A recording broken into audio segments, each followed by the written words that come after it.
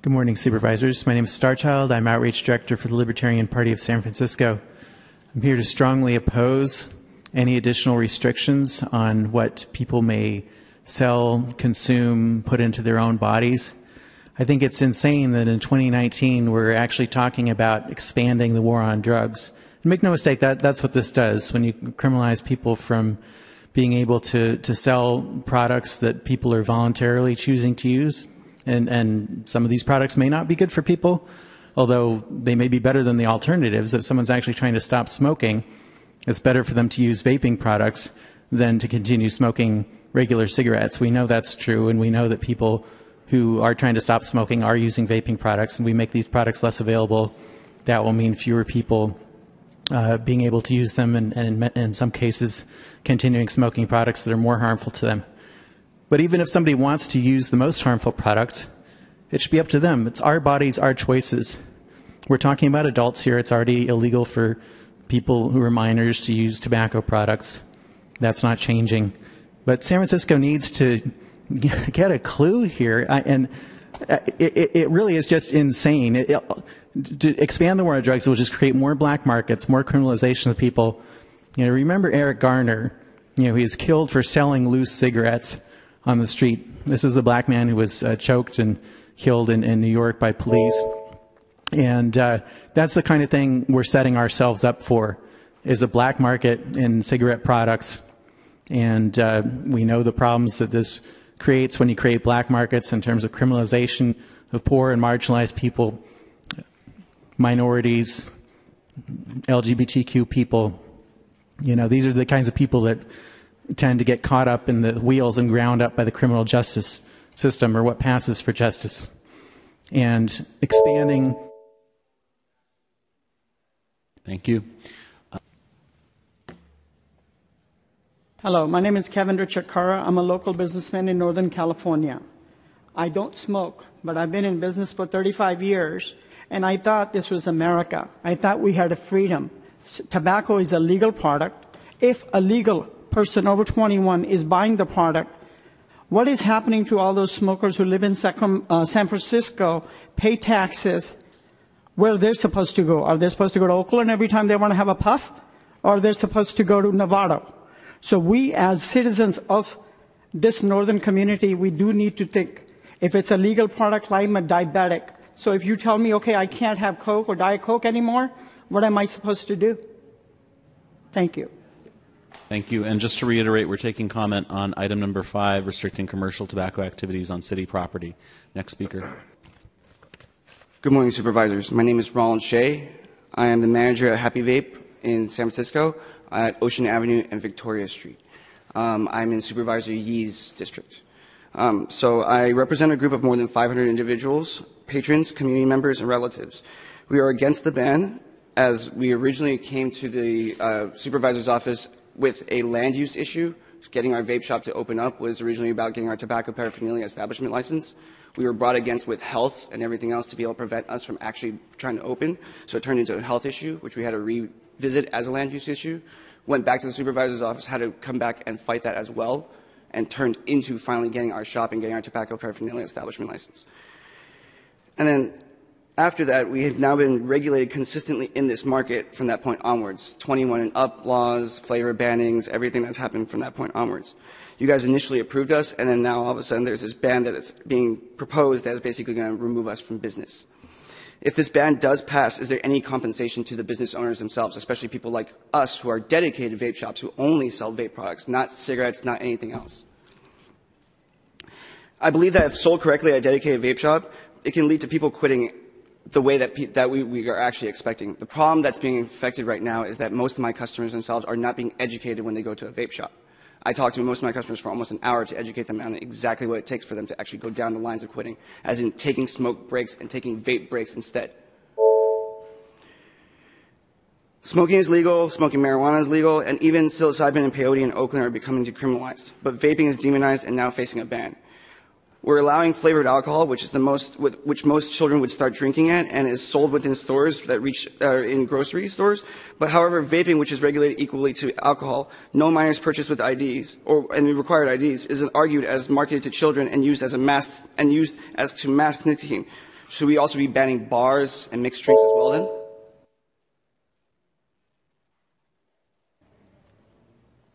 Good afternoon, supervisors. My name is Caruso Larson.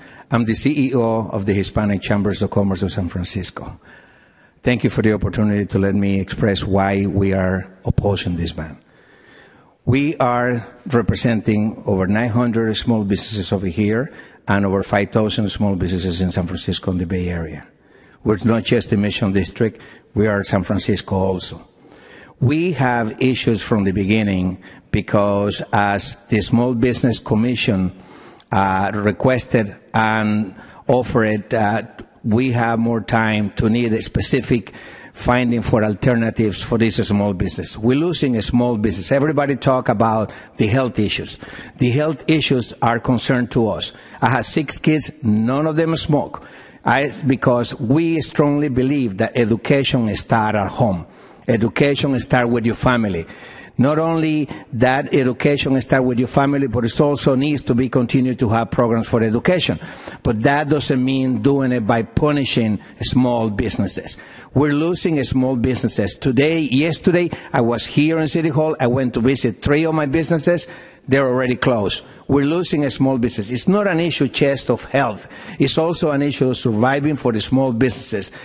This, as long as it is legal, we have the right to have small businesses to provide and sell it. This is not big companies. This is the life and the survival of small businesses. So we, the Hispanic Chambers of Commerce of San Francisco, urge you that support the Small Business Commission finding, that put alternative to the small business, and in the meantime, as long as it is legal, please allow them to continue to do the sale. We need to survive a small business in San Francisco. We are losing it, and if you're not doing something about it, we're going to keep losing it. So save and think small businesses on that direction. Okay? I know that Supervisor Walton says he doesn't care about the business. Thank you. Next speaker, please.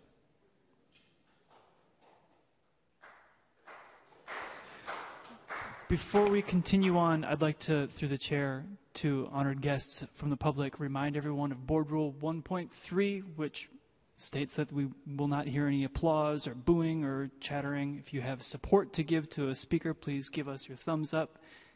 If you have a rejection of what the speaker is saying, a thumbs down is sufficient. Thank you very much. Next speaker, please. Good afternoon, Board of Supervisors. My name is Christopher Chen. I'm a resident and business owner here in San Francisco. I own Gone with the Smoke Vapor Shop in downtown Tenderloin region. I've been in business for close to 6 years, providing a harm reduction product to thousands of local and tourist customers. This vapor ban will end my business existence in SF, leading up to empty stores and on the hook for a long-term lease agreement. My business is 100% vapor products, therefore I'm going to be 100% out of business. Personally, I was an occasional smoker. I wasn't habitual, but when I found the advent of vapor products, I found a way out of combustible cigarettes, and I've been healthier since and haven't had a cigarette for almost 6 years. Our store not only provides harm reduction products, we provide services for those who are already in the vapor realm. We provide advice and consultancies on which devices to give. If we're not here in the city, these people are left to their own devices, buying the wrong product, probably harming themselves with the wrong devices. That's why we're kind of necessary. ID checking has been a directive number 1 in our store since our inception back in 2013. When legal age was raised to 21, nothing has changed for verification processes. Our store has been a clean record for almost 5 years. If this ban is approved, the frontline age verification wall will be demolished. It's almost a guarantee that a black market will arise, and therefore the age verification wall gone. You're going to have more students, more underage getting into this product without any frontline verification at the retail front. I'm not here to say that vapor is 100% safe, but when compared to a traditional combustible cigarette, it's exceptionally better. And isn't harm reduction a priority in San Francisco? With needle exchanges to prevent bloodborne diseases, shelters for the homeless, and proposed safe injection facilities, why is San Francisco being hypocritical of vapor products?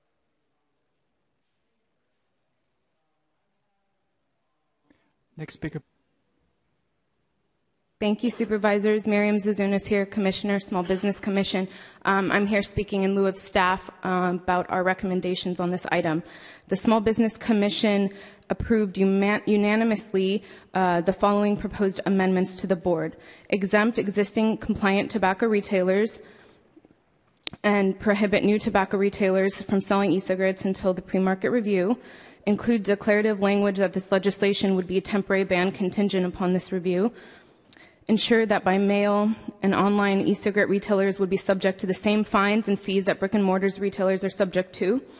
Commission a formal study on the black market activity and sales of electronic cigarette products in addition to the flavored tobacco products. Determine a means for mitigating revenue losses incurred as a result of this legislation for brick and mortar retailers through compensation measures. Include a requirement that an economic impact analysis be commissioned through the Controller's Office and determine an impact that this ban would have on both city revenue and industry. In the report referenced in the legislation, the Youth Risk Behavior Survey, it was noted that less than 7% of current San Francisco high schoolers are using electronic cigarettes. 13.1% of them claim to access it from a store, which is not verified if that store is based in San Francisco. The Commission infers that that's less than 1% of San Francisco high schoolers that are accessing these products from stores, which again are not confirmed in San Francisco. Thus, we ask, what alternative measures are the supervisors considering to curb youth access? As we are in support of the legislative intent of this, as it relates to consumption, abating youth consumption, we do not feel that this legislation will have the intended effect of reducing youth access, as it is not actually addressing the Next speaker, please.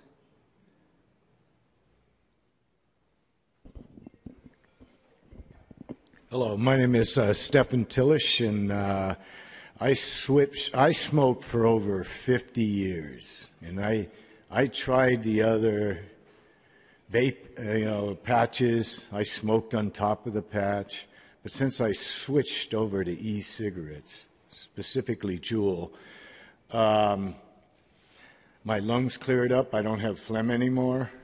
I can breathe better. My health is a lot better. And I'm going to be 69 this year, so I'm very blessed that cigarette smoking didn't kill me. But I think the city's a little hypocritical here with about the non-FDA approval. Well, they just approved, the whole state just approved the legalization of marijuana, and that's definitely not FDA approved. And it's not legal federally, so I don't know. I don't know if you can really use this as an excuse, okay? But I understand why, because weed is PC, okay? Politically correct. And so that's all I got to say. Thank you very much. Next speaker, please. Hey, that's what I was going to say. Supervisors, my name is Will Slayback. I'm here with the Coalition for Reasonable Vaping Regulation. I was a smoker for 10 years and quit for a while with the gum, and then had some trouble last year to kill the nerves. I started smoking again, but I didn't want to go down that road again.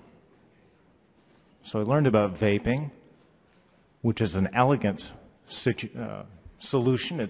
It's much like smoking, but I didn't have the same kind of health effects. I'm a valet. I run for a living. And once I switched to vaping in very short order, well, I could keep up with the rest of the guys. And, I have a resting heart rate of 54 beats per minute. Oh, yeah, that's right. So I find it a healthful, useful tool for going from combustible cigarettes for adults. The ban would make that impossible. It's not only stores where the ban is taking place. It would ban online sales, which is the bulk of my source for getting my Juul pods in this case. And that's just too far-reaching, in my opinion, for getting me away from something that was harmful and towards something that is helpful. And I'm against the ban for those reasons. Thank you. Stefan Duk, Dave Sahagun, Bob Gordon, Carol Magruder, Dharma Bhatti, Jaime Rojas, Cavinder DeCaro. Next speaker, please. Hi, my name is Ahmad Bitar, and I'm business owner in San Francisco since 1993. What I'm going to say is about, oh my God, I forgot. All right. About the banning. What I'm going to do is I'm trying to give you an example about banning the cigarette. First of all, I have kids, and I don't want my kids to die from smoking, or I don't want my business to survive on the bodies of my kids. But let's take example when you guys banned the flavor cigarette and the menthol cigarette. What it created the black market. The first week, once we stopped selling the menthol cigarette, a truck starts coming from Nevada full of menthol cigarette and flavor cigarettes, and they start selling it. Then my kids go to school. I asked them about what do they think, how did their friends get all these the cigarettes. They told me not, they are not getting it from a certain store. Everything they're getting it from online. They can get a fake ID. They can get access, from Alibaba. He has all kind of menthol cigarette, all kind of e-juice, and they are getting it. Actually, for us as a business owners, we are responsible. We understand the consequence of selling the minor. So we are very aware, and we always check ID. Thank you. Thank you. Next speaker, please.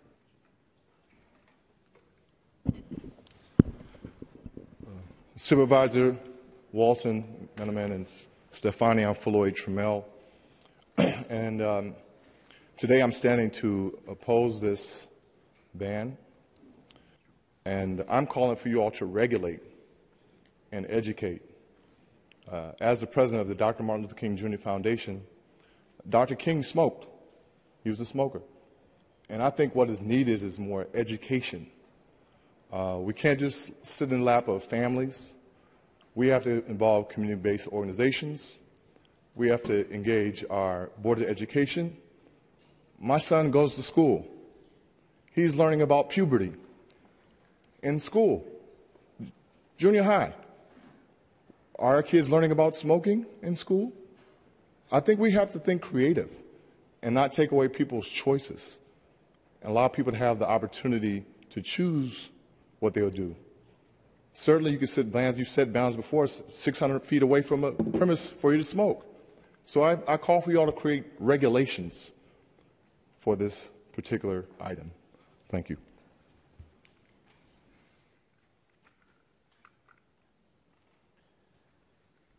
That's a hard act to follow. Berman Obaldia, Executive Director of the American Petroleum and Convenience Store Association. We represent a number of convenience store owners, not only throughout California, but specifically here in San Francisco.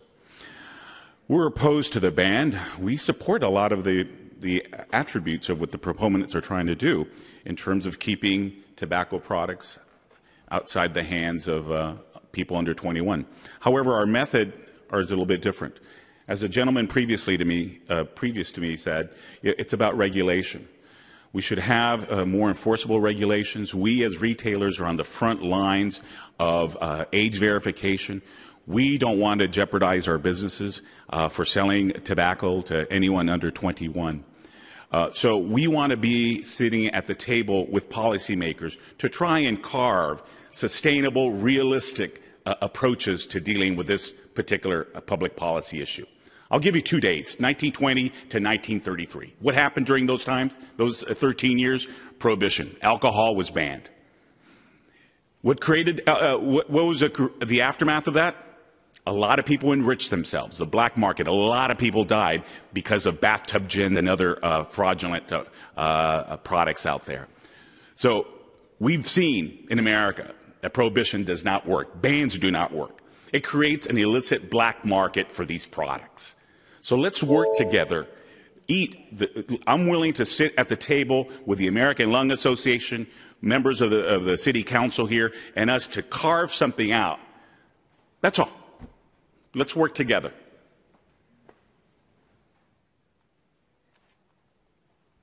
Hello, my name is Kevin Cara. I'm a local businessman from Northern California. Doctor just answered a question that one of the speakers asked. Do we have a study if the e-cigarette is less harmful than the regular cigarette? I would request the doctors, the American Association, and our local policymakers, why not ask the question to the horse's mouth? Ask the smokers how they feel. Ask the vapors how they feel. Have their life changed? Instead of making decisions ourselves just because it looks good, think about the freedom. When someone is over 21, is buying a legal product. If FDA felt that Juul was so bad, they would not have allowed it. So the point is, if you ask the smokers and the vapors, you will get the right answer. I can't ask a truck driver to drive a plane. I definitely don't want to crash. Thank you.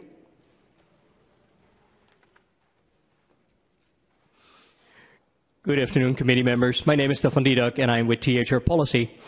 Minors shouldn't vape, and even though the city's density of minors is far below the national average, the compliance preventing underage sales by the retailers is extremely high.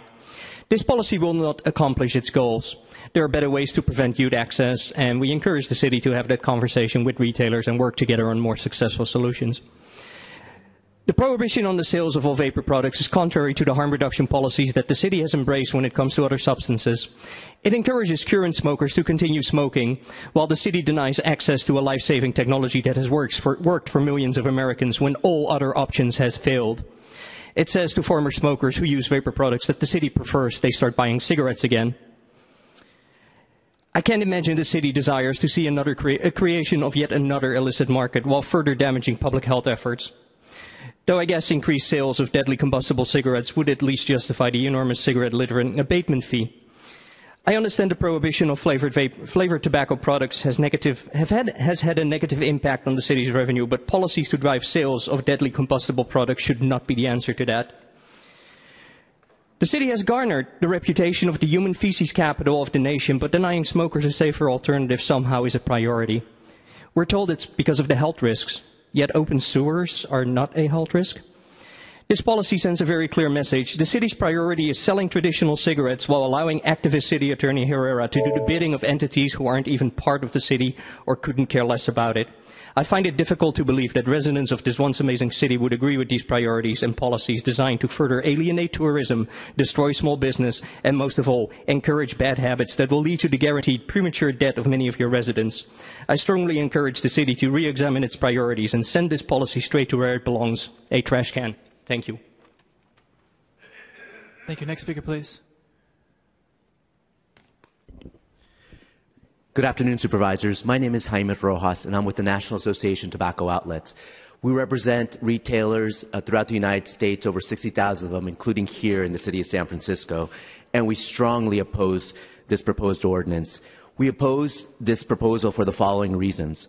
It would effectively ban almost all vapor harm reduction products in the city of San Francisco and county, exacerbate the financial impact of local retailers, likely harm rather than to benefit public health, and do little or nothing to affect youth, and would only promote illicit sales and inconvenience adults over the age of 21 in San Francisco. California has already increased the age of purchase for tobacco and nicotine products to the age of 21. This proposal will not affect any sales to minor, and it will only inconvenience adults age 21 and over by causing them to purchase online outside of San Francisco or from what will be an illicit market created by this proposed ban. National surveys funded by the FDA demonstrate that youth access tobacco products illegally most often from social sources, family, friends, and even strangers, and not from traditional retailers that train employees to follow the law. Enacting this proposal will promote illegal, illicit markets for these products. Perhaps we should ask ourselves who are likely to check the IDs of young tobacco purchasers of a retail store with 15 locations in San Francisco, or someone selling products on the street, or out of the trunk of a car. I think we all know that answer. San Francisco has a rich history of embracing proven harm reduction approaches in fighting diseases and in fighting substance use disorders. This proposal rejects harm reduction and is contrary to the city's history in confronting health issues. For these reasons outlined in writing, we encourage you to not approve this proposal as is. Thank you for your consideration. Next speaker, please. Thank you, Supervisor. My name is Dave Sahagan.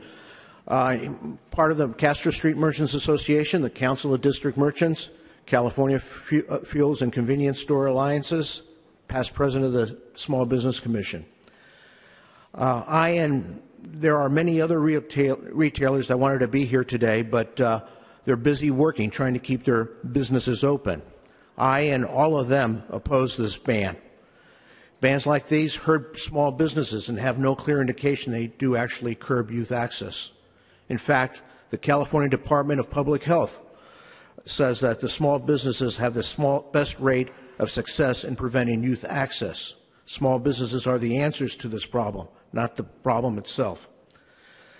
At the end of the day, we're all working for the same goal of preventing youth access. However, this ban does affect our neighborhoods, which are struggling with vacant storefronts. And having vacant storefronts, will affect the quality of life for the residents in your neighborhoods. When you do have a struggling business, the best way to turn that struggling business around is to try to increase your revenues and decrease your expenses. If you can do them both at once, you're able to turn it around. However, in San Francisco, we have a challenge in that we're set up for failure. City government continues to focus on taxes, mandates, fees, and regulations that decrease our revenues and increase our expenses. My question to everyone on the Board of Supervisors is which proposal, tax, mandate, or fee or regulation will be the next one to close a business in your neighborhood or create a vacant storefront? Thank you. Good afternoon, members of the board. My name is Ben Menorah. I'm a member and officer of the San Francisco Philippine American Chambers of Commerce. I had a wonderful speech to give to you, but then it dawned on me on what happened in the 80s and the 70s. I'm an educator, and more important, I was a gang specialist for the state of California. I also work with your police department. And what I realized is that we're going to be dealing with a commodity that could become your modern-day contraband. I don't want the children to have access to it. But if you don't regulate it the way others have said it, then we will have more than just a health issue. We will have a crime issue. So I said to the officers and leaders in the 80s, get your head out of the sand, because the horse is out of the barn. And if we don't take control of this as parents and educate our parents to become parents, as frontline educators to prevent the behavior of children abusing themselves, then we're no good to each other. So I hope that you don't put this ban as a band-aid to our lack of accountability to serving the children of our community. Thank you for your time. Next speaker, please. Good afternoon, supervisors. My name is Antoni Lau. I represent the Hispanic Chambers of Commerce in San Francisco. We are a coalition of 5 chambers. My organization opposed to this ban because of 2 major reasons. Number one, the ban will not solve the problem of health to our youth. And second, it will create a bigger problem. Number one, I believe good, healthy habits starts at home and starts with a good education policy in our schools and at home. All we're doing with this ban is to push these tobacco products into the black market and allow organized crime to make a profit out of this and increase sales in online purchases. So the health of our youth is still be at risk, if we push these products into the black market. And number two, we're going to have a huge economic impact to our members. Okay, our economy is based on the small businesses. Most of us are family-owned minority businesses that they depend on the sales of these legal products. So please think about what economic impact will have on all these minority families, okay, before you make a decision. And how are you going to compensate for their economic loss? Because a lot of jobs are going to be lost if this ban goes through. Thank you.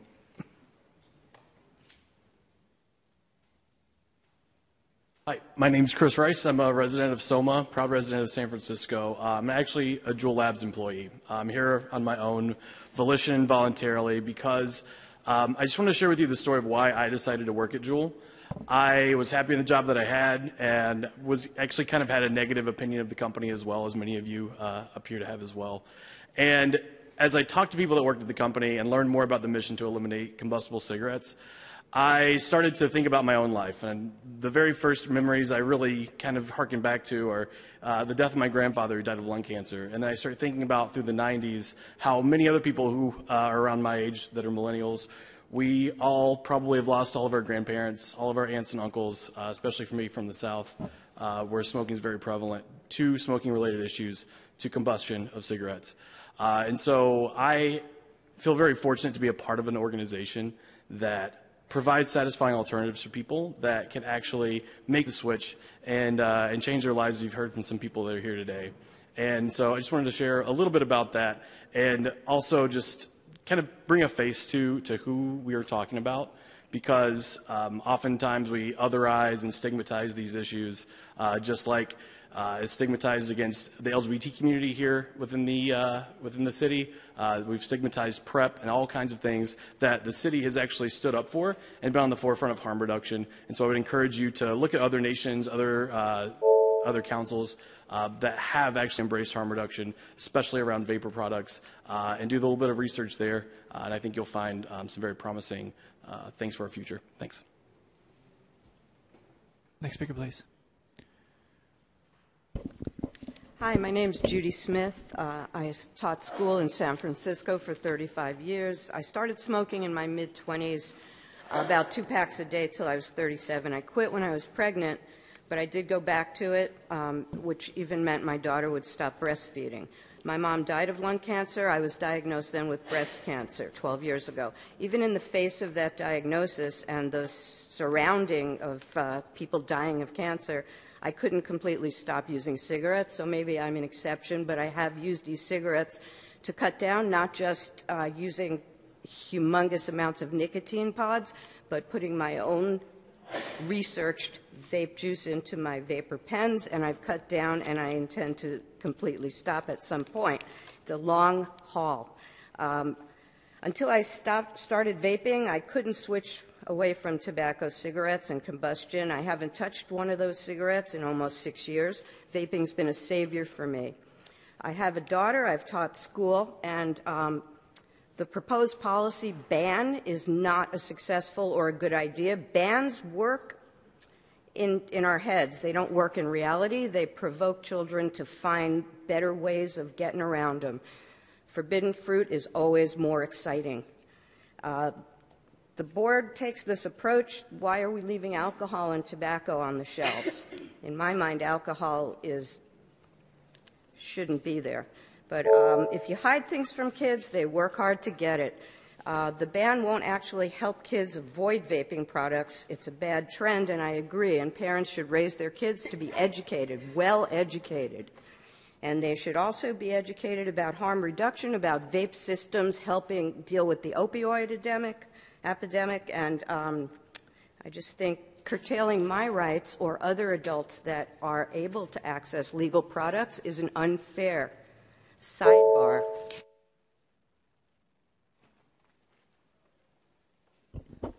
Good afternoon again. My name is Starchild, Outreach Director for the Libertarian Party of San Francisco, lpsf.org. This may surprise some of you, but I actually want to spend a couple minutes here talking about addiction. Addiction is a harmful and dangerous thing, and we know that addiction to nicotine can be harmful and dangerous, but I want to talk about a form of addiction that's even more harmful and dangerous, and that is indicated by some of the behavior of the Board of Supervisors. It's starting to look like the board has an addiction to banning things. Banned nudity, plastic bags, drinking straws, attempted to ban company cafeterias, scooters, certain companies being banned, fur, robots on the streets, flame retardant couches. There's all the little things that are partially banned, you know, or de facto banned, like tiny houses, which in the midst of housing shortage is really criminal. Just the difficulty to get anything built or opened. Formula retail, that's another big partial ban in many neighborhoods, disallowed. But this is actually just a symptom of even more fundamental and dangerous form of addiction in our community, which is the addiction to power. We know that there's a power addiction problem. That's why we have term limits. Supervisors have limits on how many terms they can serve, because otherwise some of them would be in there forever. And we know politicians are always trying to go and get their harder fix to rise to the next level of power by seeking higher office. Power is very addictive, and I'd like to encourage supervisors to fight this addiction. Please stop banning things. Leave people alone to live their own lives as long as they are not initiating force or fraud against others. Our bodies belong to us. What you put into your body should be your choice. And members of the community, if you want to address this dangerous addiction to power, please help. Thank you. Next speaker, please. My name is Amos L Berg. I'm one of your constituents, and I'm here to speak against, in particular, the ban on the online sales of flavored vaping products. I smoked for many years until I switched to flavored Juul pods, which were extremely effective, not in getting me to stop using nicotine, but in getting me to stop smoking cigarettes, which is, you know, we've heard a lot today about whether Juul pods are more or less harmful than cigarettes, and I'll speak about that briefly in a minute. But for my own belief, I think that Juul pods are less harmful than cigarettes, and therefore I switched. Much of what you've heard today about youth activity in vaping concerned events that occurred prior to the ban that went into effect in January. Since then, it has become extraordinarily difficult to purchase flavored vaping products in San Francisco. Today, the only time that I would smoke a cigarette is when it gets to the end of the month if the mail order from Juul hasn't arrived, because it is that hard to buy them here. If you ban those online sales, I will have to go back to cigarettes or move. Anybody, any child who has been obtaining those products via mail order since January, it's inconceivable to me that a parent could learn that their child obtained the product via mail order since January, and their concern would be the nicotine, as opposed to the mail fraud, the credit card fraud, and the identity theft that was involved in that purchase. I would like also to address briefly the issue of the science. There is a lot of science back and forth. The FDA has chosen to take a wait-and-see attitude because they believe that vaping products are likely less harmful. The UK encourages them. I would respectfully submit that that scientific dispute is not one that this committee is in a position to resolve. Thank you. Good afternoon, Supervisors. My name is Rudy Adorno. I'm with the National Federation of Filipino Americans. I oppose this legislation on behalf of the members of my associations who have told me that since they started smoking e-cigarettes and quit smoking tobacco, their health has improved and they're feeling better and they have a better outlook in life, and they're afraid that taking this choice away from them will get them to start smoking tobacco again. So I encourage you to oppose this legislation, and only because I'm a big proponent of freedom of choice. We give everybody a freedom of choice. Why are we going to restrict our residents in San Francisco from that freedom of choice. It's the jury's still out whether e-cigarette is harmful or more helpful. But we have testimonies here that e-cigarettes have been helping a lot of people who used to smoke, and their health is feeling better, and they're feeling better because their health is improved. So I urge you to reject this legislation. Thank you very much.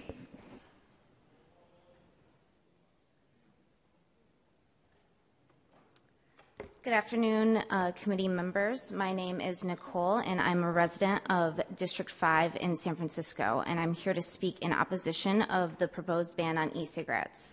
I'm proud to say that I've been cigarette-free now for 5 years and was able to do so by switching to nicotine vaping products. As we have seen in other industries, prohibition does not work. As an adult over the age of 21, I should have access to these products in my neighborhood and not be punished for my choice to not use tobacco by having to travel to other cities or unregulated or illegal means to purchase these products. If folks want something, they will find a way to get it through channels that are untaxed and do not follow any safety standards. Please continue to allow access to these products for adults here, and thank you for your consideration. Next speaker. Good afternoon, supervisors. Thank you for your time. I'm a Bay Area native. I've been living in San Francisco for 6 years. I live in District 2. And full disclosure, I am a Juul Labs employee. In August 2003, my grandfather passed away from emphysema and COPD. It was a years-long process. And the only reason he stopped smoking cigarettes was because he couldn't breathe anymore. He had tried gum, patch, hypnosis, cold turkey, everything over the course of several years, and none of that worked. Years after my grandfather passed away, my mother confided in me that even on his deathbed, he would have killed for a cigarette. In my function at Juul Labs, I interact with a lot of people in the labor, in the trades field, electricians, plumbers, locksmiths, general contractors, painters. On their own accord and out of their own curiosity, they go and purchase a device legally because they've been smoking for years. And then they come and they confide in me and tell me that they haven't had a cigarette in days, weeks, months, and that they can finally breathe again, that they can finally taste food again, that their spouses and their children are all proud of them, that their clothes don't smell anymore. And all I can think of are other families that don't have to go through what my family had to go through. And I would really appreciate if you could consider all of the different types of external circumstances that could happen if you were to put this ban in place. Thank you for your time.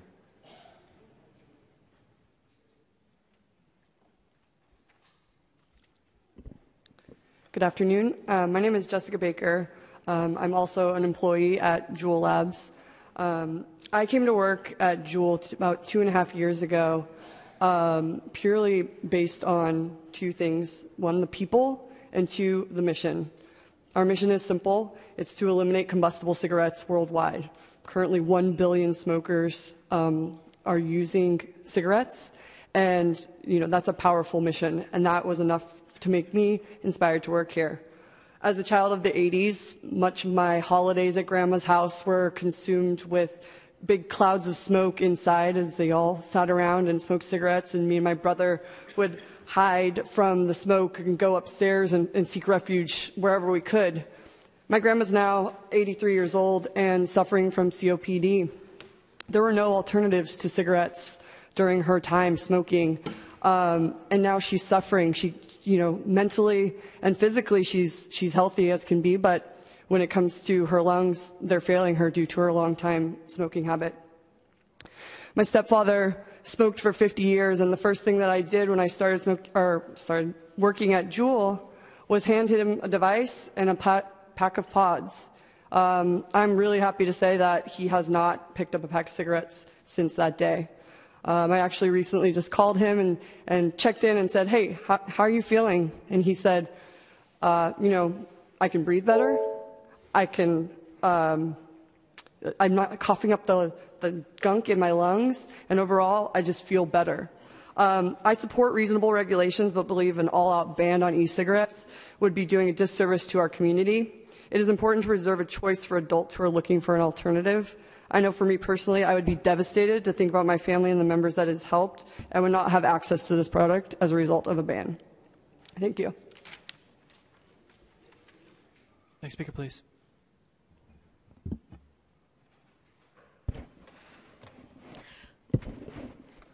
Good afternoon, supervisors. My name is Lorna Dietz, and I'm from the San Francisco Filipino American Chamber of Commerce. I'm here today to support the Coalition for Reasonable Vaping Regulations. I am also here to oppose the San Francisco Board of Supervisors' proposed vapor ban. Like many Filipinos born in the Philippines of my generation, I was a cigarette smoker before I was 21 years old. I successfully gave up smoking in 2001, 24 years later. A few years ago, a friend invited me to her son's vape shop. I wanted to find out why vaping was an alternative source for adults who were trying to quit smoking. How many of you in this room have ever tried vaping at least once? To my surprise, the feel and taste of the inhaled vapor was very mild. That was my first and last experience in vaping. I am aware that just like combustible cigarettes, vaping comes with health risks. I believe this proposed ordinance to ban the sale of vapor products in physical retail stores and online to San Francisco residents while continuing to allow the sale of combustible cigarettes is not well thought out. If you go through with this ordinance, to me, it means that, number one, you will be opening Pandora's box, and pretty soon, you would want to ban vaping while allowing smoking combustible cigarettes. Number two, you will allow a huge black market for vape products and somehow punish legally compliant small businesses with loss of profits due to their inability to sell these products. And number three, you will encourage adults in making alternative choices to curb their nicotine addiction. I encourage you, members of the Board of Supervisors, to do the right thing, prevent youth usage, and preserve adult choice and regulate. Next speaker, please. Good afternoon, supervisors. My name is Fuad Hussein. I'm a resident of San Francisco. I own a business since 1984. I think banning e-cigarettes and cigarettes in San Francisco is hurting small businesses very bad. Living in San Francisco is very, the cost of living is very high, and small businesses are getting hurt. And, you know, rent is very high in the city, and the regulations in San Francisco are working. Police actually sending decoys to the liquor stores, and they have sent decoys to my store for the past 3 months, maybe 5 times. And we always refuse to sell to minors. I never get a ticket. We always refuse to sell to minors. And you already banned the menthols, and now you banned all the flavors of the e-cigarettes. Now you want to ban the regular tobaccos. This is not fair to small businesses. We need to survive in the city. And there are a lot of other, big corporations opening in the city. Well, you want us to get out of the city, to sell my house and get out because I can't live in a city, because the big fish is eating the small fish? I think this is not fair. Thank you very much. Thank you. Next speaker, please. Hello, supervisors. My name is Jason Arrington. I've been a resident of San Francisco for 17 years and a business owner the same amount of time. I am a father of 3 who currently are part of the USF, San Francisco Unified School District, who have direct experience in regards to this Juul epidemic, as you say. In my experience, I actually opened a smoke shop without selling tobacco itself because I was a proponent of tobacco and the causes of it. My mother was addicted to tobacco, still smokes to this day. So I didn't, for the first couple of years, sell tobacco. over the time I was introduced to electronic cigarettes and the possibility of it being a cure, or if not something, a cessation device to smoking, I went ahead and did my investigations myself, went into it, purchased product, educated my consumers who were smokers to try it out and give it a chance. And just like my mother, I tried to, for her to give it a chance, to give something else besides tobacco a chance to solve their problems. And to my surprise, it actually helped over thousands of my customers quit smoking. We know that electronic cigarettes and smoke and a cigarette itself are two completely different things. If you've smoked a cigarette and you've smoked and you vaped an electronic cigarette, you know that the two are dramatically different. Whether or not nicotine is the cause of addiction or not in the two aspects, one is clearly a lot safer than the other one is. We need to concentrate more on a solution to these youth being able to get the product. And I recommend something along the lines of a supply chain management where each product is actually individually serialized and can be backtracked through the supply chain to where it came from, and the appropriate person should be held responsible for that particular action. That would eliminate the black market aspect of it, which will obviously happen if we ban these products, because anything that's coming from the black market obviously. Thank you. Next speaker, please. Hello, my name is BOSU. I work at a convenience store. In my pocket, I have a pack of flavored cigarettes. As you can see, there's no California tax stamp on here. 6 months ago, we banned flavored cigarettes, but we could still get them. We are going to fuel a black market when we ban all these e-cigs. This is potential money the city could be having, but when we ban it, we could be fueling organized crime. That's all I have to say.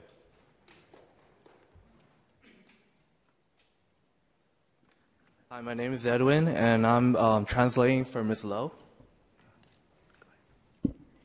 Hi， 大家好。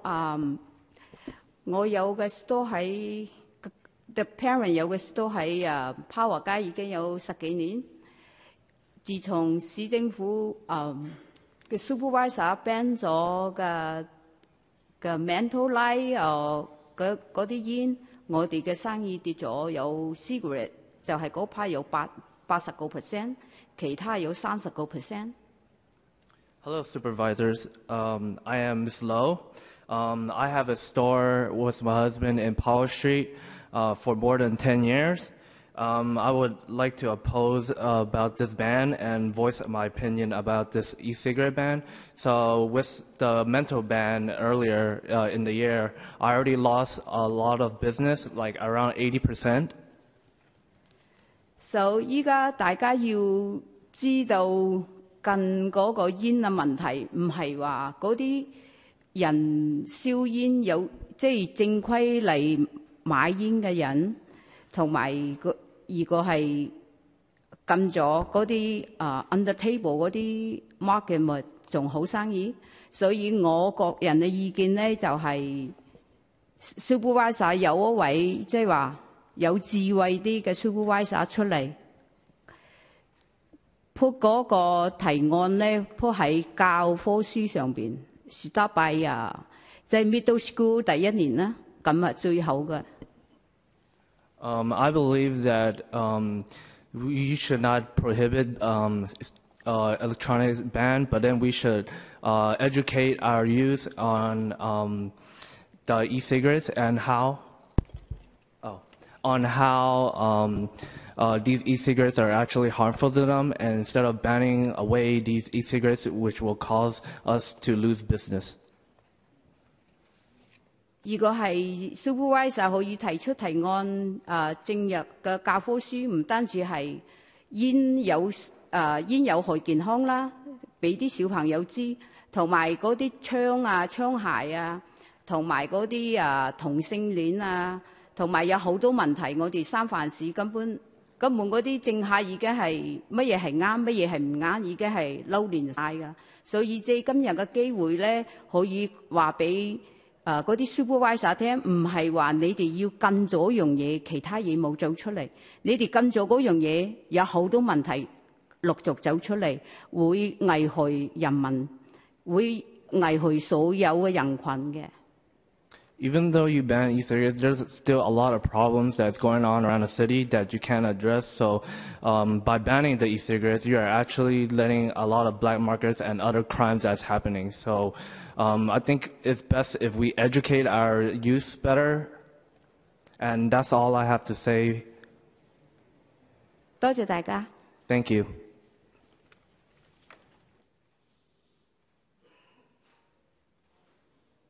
Hi, my name is Mark. I'm going to be doing translating for Mrs. Yu right here. 各位四三四你好，我係余小蘭，我係指大陸區，我係一個媽媽，有2個細路仔，一個讀緊大學，一個讀緊初中。我最近喺報紙睇到三藩市政府有意全面禁止銷售電子煙，我有啲擔心。Hi, supervisors. My name is Shalini. I live in District 6. I am a mother of 2 children, one going to college and the other in middle school. I am here to express my concerns as a parent about the city banning all e-cigarettes. 原因我係明白政府嘅用意係要阻止青少年接觸電子煙。我作為一個媽媽，我認為政府應該加強教育細路仔對尼古丁產品嘅認識教育，減少青少年接觸，唔係一下子全面封殺。我當然唔想我嘅細路仔接觸到電子煙，但係我知道而家嘅青少年都係透過嘅朋友或者街上不良嘅人士接觸到香煙產品。我認為全面封殺只係令到黑市買賣更猖狂。我們都知道對青少年有害其他嘅產品，比如傳統嘅香煙啦、酒精啦、大麻等等。政府只係大力監督，未能禁止銷售。點解呢？ I understand that the city wants to prevent the youth from being exposed to e-cigarettes. As a mother, I think the city should enforce education of youth on nicotine products and increase safeguard of underage exposure instead of complete prohibition. Obviously, I don't want my kids to get e-cigarettes, but I know that teens nowadays are able to get these products through their friends underground. The ban on these e-cigarettes would only encourage the black markets and the temptations of the youth. The city heavily regulates but has in place bans on products that are known to be harmful to minors, such as alcohol, traditional cigarettes, and marijuana. So I'm asking why the city won't choose to strongly regulate it, instead banning these products completely. 我認為政府應該加強對青少年和成年人有關煙草正確認識和教育，加強執法，打擊黑市。 At the end of the day, it is strengthened awareness and education for the adolescents and adults that work, and it is for the city to implement stronger enforcement to crack down on these illegal sales. 因為係咁才係最有效青少年接觸嘅方法。我只將要透過社區、學校和家庭教育，我哋嘅青少年認識使用呢啲產品對佢哋危害。一味封殺只係激起佢哋好奇心，接觸唔到 不法實人士嘅產品，對我哋嘅青少年成長冇咩幫助。多謝晒。I believe the most effective way to reduce the adolescents' access to e-cigarettes is through community, school, and family outreach and education. This helps them to understand the harms of using these products. The ban would only arouse their curiosity and would encourage them to seek illicit means to retrieve them. The ban doesn't help our youth. Thank you. Next speaker. Good afternoon, Supervisor Mandelman, Supervisor Stefani, Supervisor Walden. My name is Wilson Chu, and I serve as I'm here to represent the Chinese American Democratic Club. CADC, it's also known as CADC. CADC is one of the oldest Chinese American political organizations in the country and one of the oldest democratic clubs in the city. We've been advocating for the rights of Chinese Americans for over 6 decades. And I speak to you today as a smoker as well. Our club is here to express our opposition to the legislation on prohibiting the sales of e-cigarettes in the city. The issue should be about protecting our young people and not about completing a ban on e-cigarettes. And let me tell you why our organization is speaking out today. We oppose the ban as it is because it is unequally affects minorities in San Francisco and deny adults who wish to switch away from traditional cigarettes. E-cigarettes are are an alternative. And some people claim it helps them reduce smoking. So why is the government trying to ban this? Studies have shown that Asian American groups are more likely to initiate smoking. So we believe that the e-cigarettes can help reduce people's smoking, and this is a good thing for our community. Yes, we are also concerned that the ban will prevent adults who wish to step away from traditional cigarettes to a better alternative. As a smoker myself, I don't want to be denied access on switching to a better alternative. This should be my personal choice. Having said all of that, CDC also strongly supports greater regulations and underage enforcement of e-cigarette access. In conclusion, CDC strongly believes an outright ban is not a solution. Our city needs to deal with the underage vaping issue by tightening existing regulations.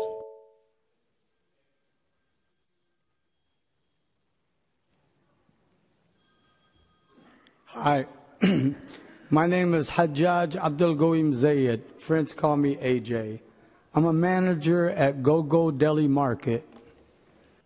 They put a ban on vape products, menthol cigarettes, and flavored cigars.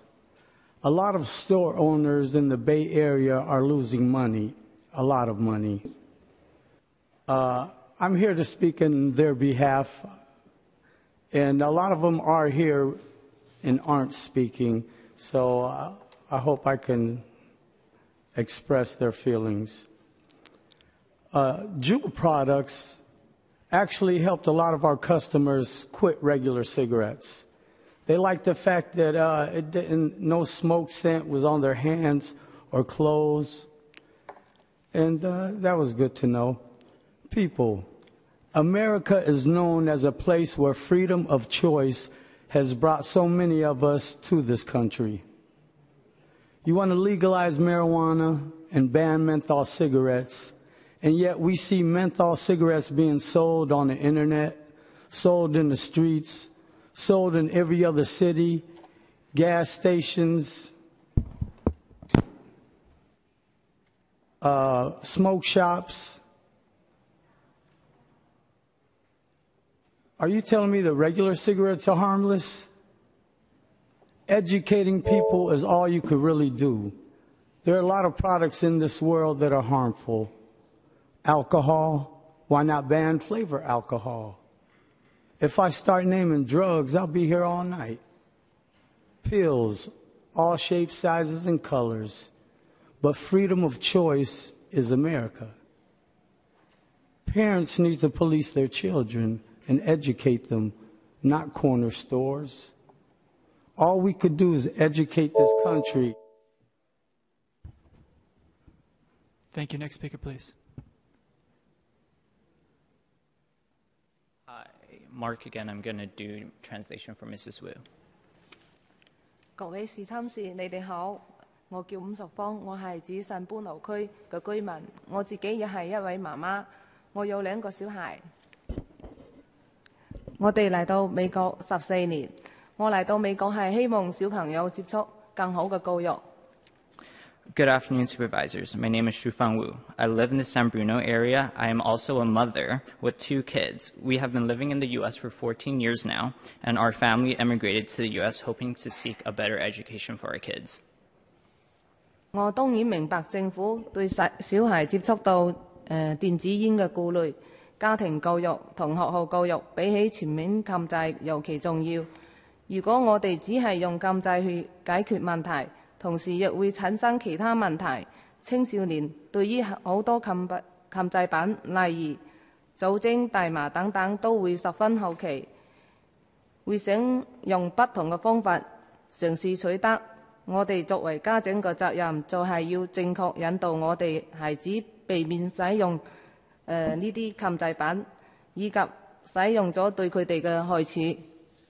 I understand that our city wants to protect our youth from being exposed to e-cigarettes, but to me, parenting and implementing educational programs in school would be far more useful than complete prohibition. Using prohibition to solve the problem might in turn cause other problems. The youth are always curious about banned products such as tobacco, alcohol, and recreational marijuana. So the youth will always find different ways to get these contraband products. Therefore, we should help the kids to understand the harms of vaping products such as e-cigarettes and to prevent them from using them.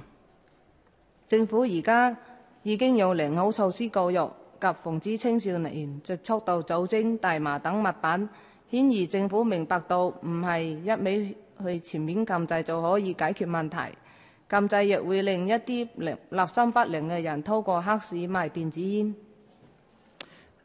The city already has great programs to prevent the youth from getting prohibited items, so clearly the government knows that strong regulation is key to solve the safeguard of our kids, and complete prohibition can only encourage black markets in buying these illegal e-cigarettes.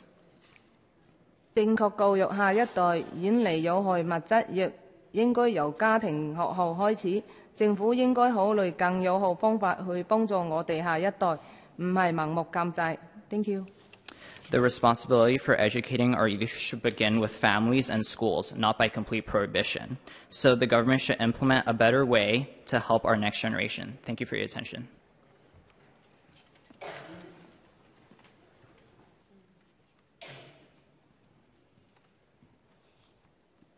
Hi, Edwin again. Translating. 各位試參事，你哋好，我叫朱於些，我係一位嚟自聖般奴區嘅居民。喺今日，我希望發表對三藩市全面禁止銷售電子煙發表反對意見。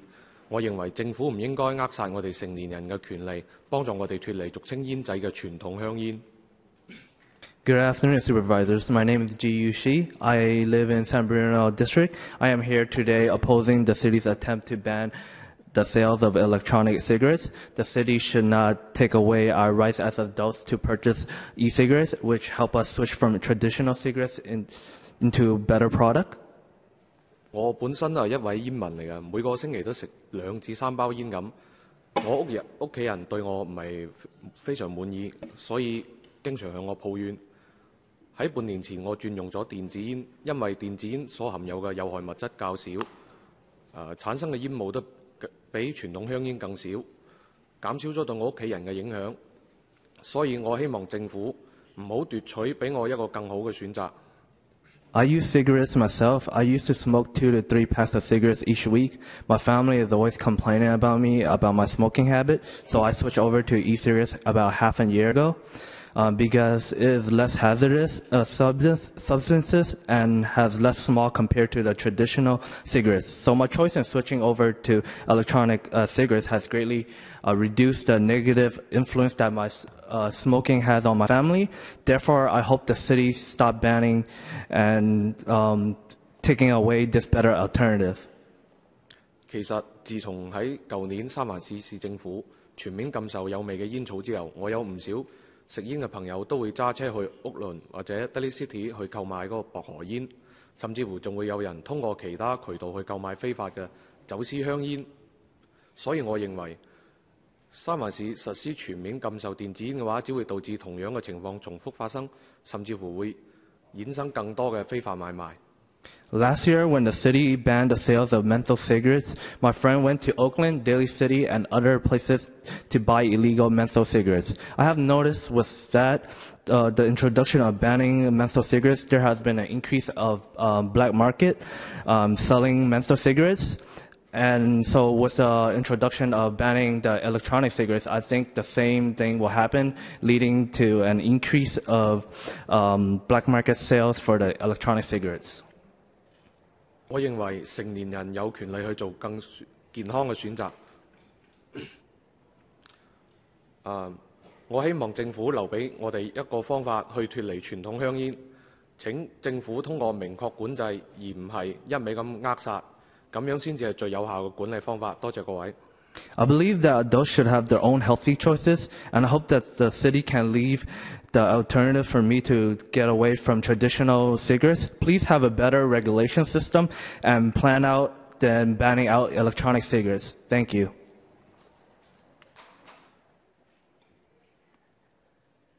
Next speaker, please. Hi, my name is Rokia. My family owns a small business, smoke shop in the Sunset District. I actually came to the commissioner hearing where they proposed the bill, and they actually had a PowerPoint. And in that PowerPoint, it showed that the amount of youth smoking right now has actually lowered because you guys passed a law that made the age go from 18 to 21. Also, in the bill, in the PowerPoint, it showed that of all of the stores that sell cigarettes in San Francisco, only 2 of them sold to underage. And those 2 stores were not small businesses like my own. It was big chain companies. So we're doing our part. We're doing what we're supposed to legally be doing to make sure kids don't smoke. And yes, nicotine is addicting. It's like no one is sitting here and trying to say that it's a good product. You should smoke. It's good for you. No, but it's a lot better than the 7,000 chemicals that are in cigarettes. On top of that, a lot of people want to talk about Juul. Juul, the reason why, yes, it has a lot of nicotine in it, it's anywhere from 30 to 50% salt nicotine.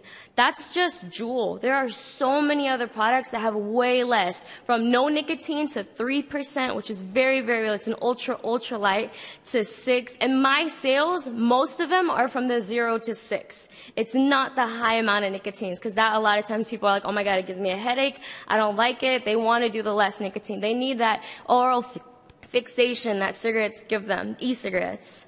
My brother was smoking for 15 years. He quit after, I want to say, like a week of smoking, of vaping. He completely quit cigarettes, which is amazing. My small business, after the menthol and vapor flavor ban, it lost anywhere from $1,500 to $2,000 in sales a day. At most, that is $730,000 a year that we lost. This proposed ban will be another. Thank you. Next speaker, please.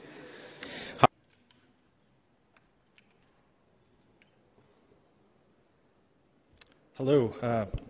My name is Sean Patterson. I am a resident of San Francisco. I started as a smoker when I was probably almost 16. I'm now 41. The only reason I quit cigarettes after trying every other alternative was learning about vape products about 3 years ago. I haven't touched a cigarette in 3 years. You talk about harm reduction, and that's exactly what this is. I'm here for the same reasons as the people that are worried about our children and our youth. I'm on the same side as them. I believe we do need to have harm reduction. But they're looking at this in a wrong way with poor evidence and poor scientific study. So what I want to share is a study actually done by truth.org, which, of course, is pushing an agenda now that makes vape products look like they're pushing it directly to kids, which I don't think that's true and accurate. But this study is done called Rethinking Nicotine and Its Effects by Raymond Menorah, PhD, Director of Science and Training at the National Institute for Tobacco Research and Policy Studies at the Truth Initiative, truth.org. And he says, through this study, most of the psychological harm attributed to cigarette smoking derivatives derives from the toxicants in tobacco and combustion products. Preventable morbidity and mortality has overwhelmingly been related to combusted tobacco products, not nicotine itself. Nicotine is really no. Thank you. Next speaker. Next speaker, and I want to remind everyone in the overflow room, now would be the time if you wanted to come over for public comment. So if we have anyone in the overflow room that wants to come up for public comment, now would be the time to come over.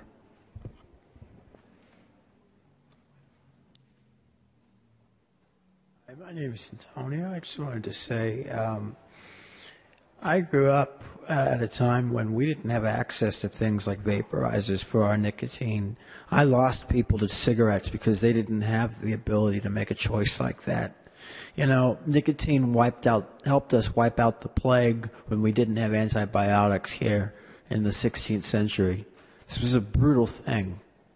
Then, as in the 90s and 80s, when we still were not having access to things like the internet and jewel pods. Anyway, the point is those are things that have saved lives, and that's why they exist, and that's why they need to be accessible to people. Thank you.